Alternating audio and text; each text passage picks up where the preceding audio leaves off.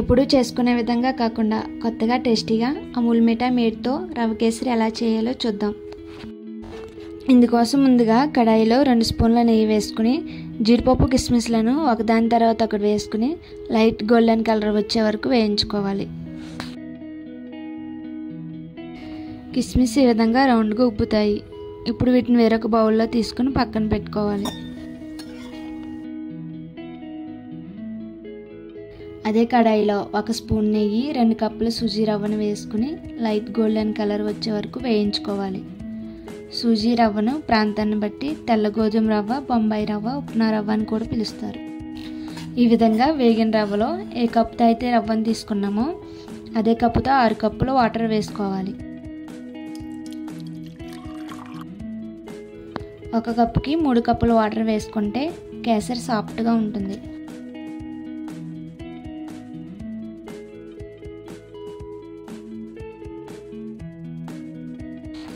రవ్వ ఉడికిన తర్వాత అమూల్ మీఠా మీట్ని స్వీట్కి తగినట్టు వేసుకోవాలి. నేను ఇక్కడ అమూల్ మీఠా మీట్ని వాడుతున్నా.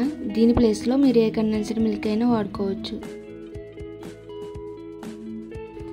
కండెన్స్డ్ మిల్క్ దొరకనప్పుడు ఆ ప్లేస్లో పాలు, చక్కెరలను వేసుకోవచ్చు. 2 స్పూన్ల నెయ్యి, కొంచెం ఇలాచీ పౌడర్ వేసుకోవాలి.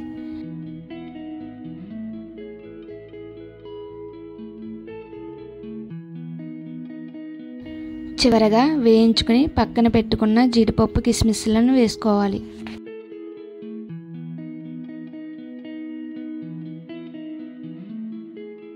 అంతే, ఎంతో సింపుల్గా, త్వరగా, టేస్టీగా అమూల్ మీఠా మేడ్తో స్వీట్ రెడీ.